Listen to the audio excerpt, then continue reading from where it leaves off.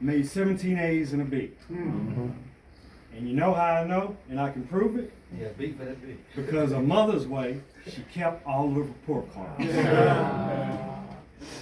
And it just so happens, Oh! I got my 17 A's and a B. For anybody that wants to see. DISB. So those are my top 3 Mother's Way stories. I love you to death. She's everything to me, and I appreciate you. Yeah. My brother Craig. Now, about 6 years ago, I kind of gave at a fraternity function, I gave a public expression of my affection for him. And Rue will remember because Rue was over the committee, and he initially asked me to introduce Craig. And my first reaction was, hell no. I'm tired of following in this Negro's footsteps. Okay? He started racing motorcycles. I started racing motorcycles. He got a job at Burger King and became a manager. He forged my birth certificate when I was 15, got me a job at Burger King, and I became a manager. He went to U of H and pledged Kappa. I went to U of H and pledged Kappa. He got 2 degrees. I got 2 degrees. He got married, started his own business, had 2 kids. I got married, started my own business, and had 2 kids. But a couple of days after I told Eric no, I realized that I really wasn't walking in his footsteps. Sure enough, he showed me the path. Okay? But I walked in my own lane. And big brother, don't get it twisted. Because mama and daddy, they cut down the trees, they cleared the rocks, and they made the path for you. You might have came along and graded the road, showed me the way, but again, I like to think I walked in my own path, put down some lane markers. Hopefully, my 2 kids, you know, they're gonna put up some mile marker signs so they own and mileage and that kind of stuff. They're gonna walk in their path. Right. And I told y'all the story why. I won't go through that again. Some of y'all heard it. Of how that came about that I did follow my brother. But I will say this to be short.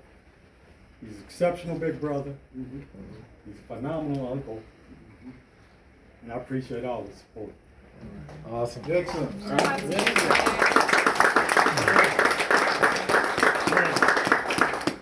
The last person. Got to recognize. Bobby Donnell Bobby Williams. D. Donnell. Donnell.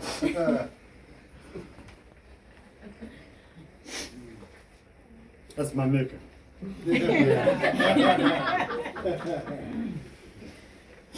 All right. That is my nigga. Most of the major achievements in my adult life, he's been there for me.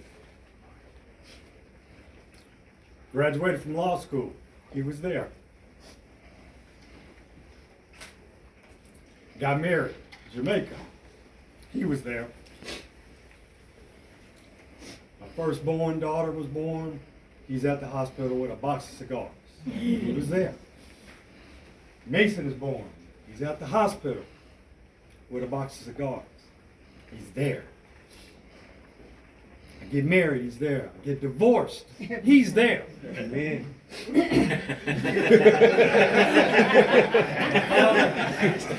Passed away in Dallas, he was there. And this last part, just indulge me. I know some of the language I'm going to use may not be appropriate, but there's certain times when only certain language can express the sentiment, the essence of what you're trying to communicate.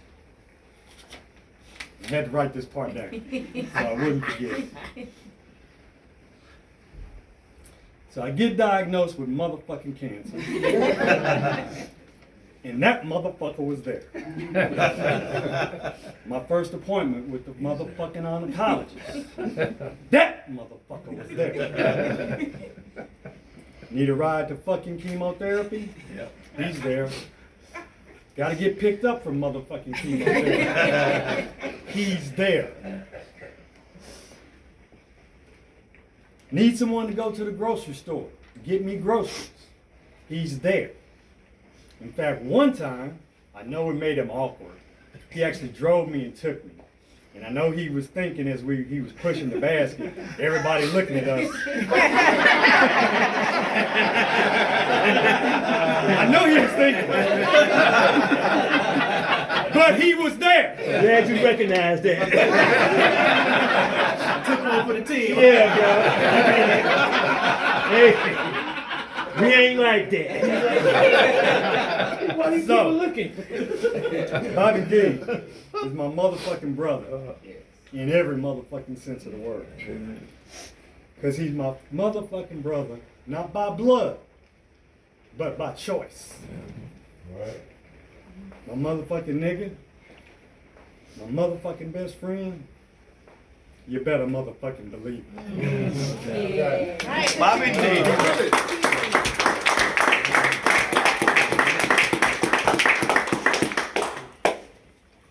So, a lot of moments like that with a lot of people in this room, it's not just having a party, it's the people. It's the people that participate in your life. Like I said, he's been in all those things, so has Drew, Michael Todd. Burvis McBride may not even know it, but he was involved in probably like one of the most proudest days of my life. He may not even realize it. Missouri City, we were doing Kappa League. And we also had a golf tournament that got rained out.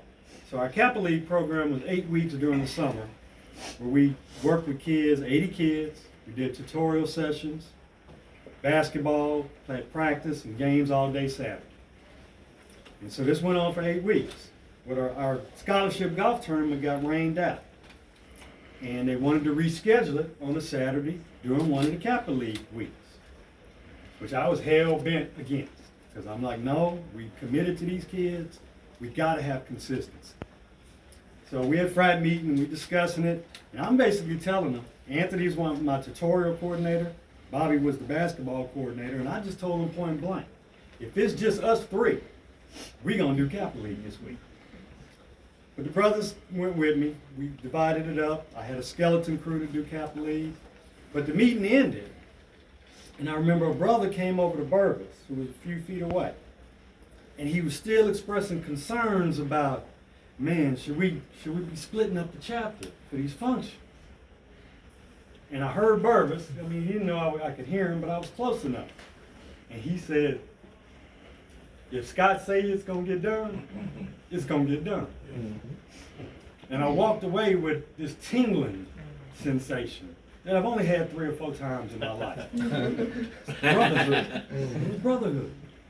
See, because he wasn't giving me house because I had a nice ride, because I had a pretty girlfriend, or I had a nice suit on. He was giving me respect for my skills, my leadership, and for running that program. And he knew that if I said I was going to do something, I'd do it. And I got moments like that with a lot of people in here. So again, I want to thank everybody for coming. I appreciate y'all. I love y'all.